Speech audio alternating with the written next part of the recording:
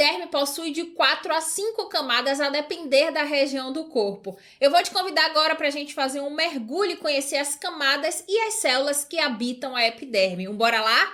Mas antes, não se esqueça de deixar o seu like e se inscrever no canal caso você ainda não seja inscrita. Agora, bora lá. As camadas da epiderme são divididas em camada basal, camada espinhosa, camada granulosa, camada lúcida e camada córnea. Através dessa imagem, a gente vai conseguir identificar essas camadas. Então, a primeira camada da epiderme, de dentro para fora, que é a camada mais profunda da epiderme, a gente chama de camada basal. Então, essa camada aqui, ela vai estar em contato com a derme e esses queratinócitos, essas células, elas vão estar sendo nutridas pela derme. Por isso, essa camada ela é responsável pela multiplicação dos queratinócitos. Subindo mais um pouquinho, nós temos a camada espinhosa. Ela é uma camada mais espessa e nessa camada nós teremos a presença de células de defesa que a gente já vai ver daqui a pouquinho. Subindo mais um pouco, nós temos a camada granulosa.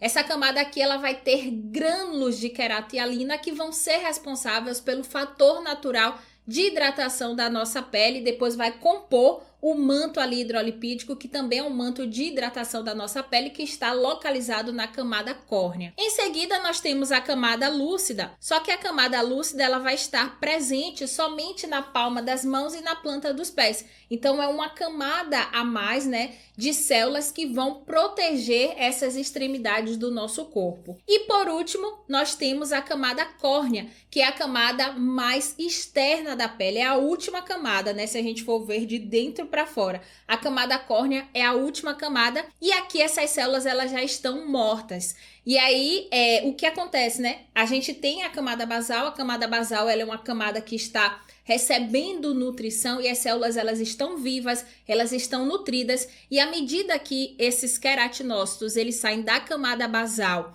até chegar à camada córnea, eles vão morrendo. Então, são células, os queratinócitos são células que já nasceram programadas para morrer. Então, são células que passam pelo processo de apoptose. À medida que elas se afastam da camada basal da nutrição, elas vão morrendo. E quando chegam aqui na camada córnea, elas já estão mortas, sem núcleos. Mas a gente vai ver ainda um pouquinho mais, quando a gente for falar sobre os queratinócitos. Mas fazendo essa apresentação, das camadas da epiderme, nós temos a camada basal, a camada espinhosa, a camada granulosa, a camada lúcida e também a camada córnea. Lembrando que a camada lúcida ela vai estar somente em alguns locais, como a palma das mãos e a planta dos pés. Entre essas diversas camadas e subcamadas da epiderme, nós encontramos 4 células que são importantíssimas para todo o funcionamento da nossa pele. Mas antes da gente ver essas células de forma específica,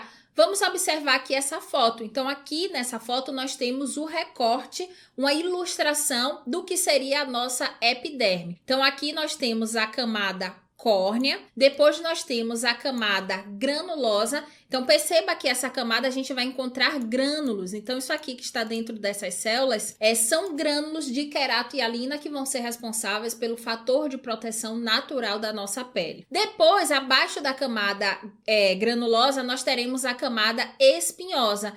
É uma camada que ela é mais espessa e aqui nós teremos a presença de células de defesa do sistema imunológico. Então, olha aqui as células de Langerhans que nós também iremos falar. E por último, nós temos a camada basal. Então, a camada basal a gente vai ter a presença de queratinócitos, nós teremos a presença de melanócitos, olha eles aqui, e também das células de Merkel que nós vamos ver. Então, essa aqui é a ilustração, compondo todas as camadas e as células da nossa epiderme. Agora, bora ver as células de forma bem específica para a gente falar um pouquinho sobre cada uma delas. E a primeira célula que nós vamos ver aqui são os queratinócitos. Os queratinócitos são as células mais volumosas e mais importantes da epiderme e ele passa por um processo chamado de queratinização. Então, à medida que o queratinócito ele sai da camada basal, ele vai se tornando cada vez mais queratinizado. E quando ele chega na camada córnea,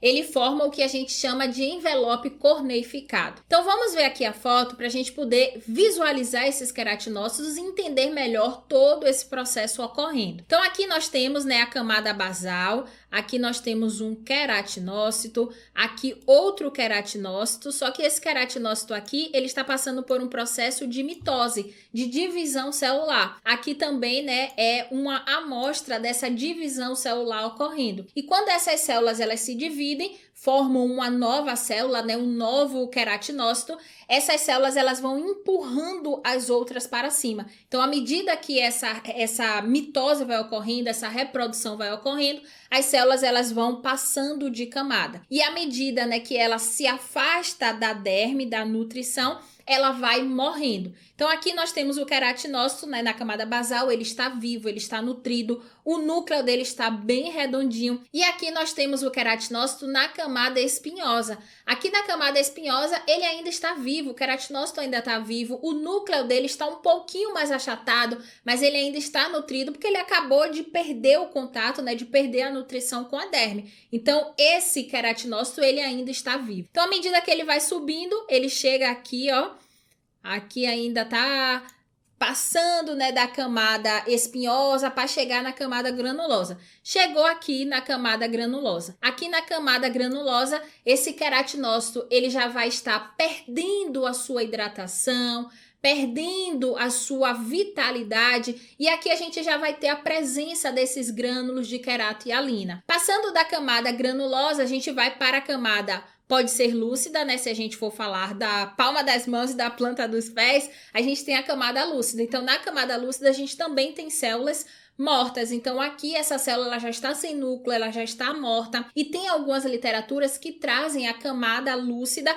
como uma subcamada da camada córnea. Então, nessa camada aqui lúcida, né, falando, né, da palma das mãos e da planta dos pés, essas células elas já estão mortas, né? Esses queratinócitos já estão mortos. E a gente chega aqui, né, na camada córnea. Na camada córnea, essa célula ela já está cheia de queratina, ela já se tornou esse envelope corneificado, e também agora essa célula, ao invés de ser chamada de queratinócitos, ela passa a ser chamada de corneócitos. Então, corneócito nada mais é do que um queratinócito que passou pelo processo de apoptose. Então, chegando ali, né, na camada córnea, ele já está sem núcleo, já está morto, já está cheio de queratina para poder fazer a função, né, que ele vai desempenhar na camada córnea. E a segunda célula que nós vamos ver são os melanócitos. Os melanócitos, eles ficam localizados na camada basal, são células de defesa, são responsáveis por produzir a melanina, essa proteína que dá a coloração da pele,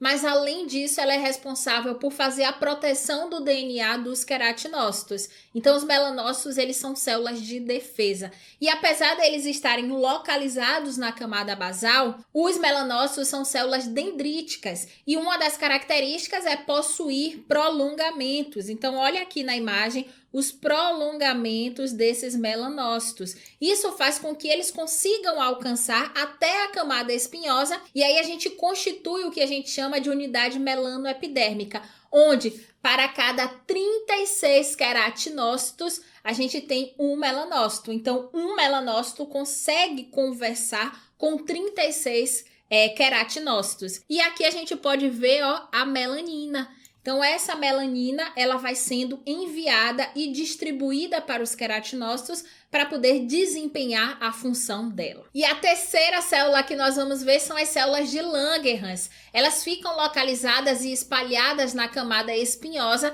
tem como função defesa imunológica. Então elas são responsáveis por detectar agentes invasores e mandar um alerta para o sistema imunológico para que faça a defesa do corpo. Olha ela aqui, ó, que coisa maravilhosa. Também é uma célula dendrítica, então ela também tem esses prolongamentos. E a quarta célula que nós vamos ver é a célula de Merkel. Ela fica localizada também na camada basal, são mecanos receptores com atividade neurosensorial. Então elas são responsáveis por detectar estímulos mecânicos e enviar para as fibras nervosas. Eu acho incrível como algo tão fino, tão delicado como é a nossa pele, em especial a epiderme, consegue ter tantas camadas, subcamadas, tantas células e consegue desempenhar um papel vital para nós. É incrível e apaixonante. Quem é apaixonado aí pela pele, assim como eu, dá um eu aí nos comentários.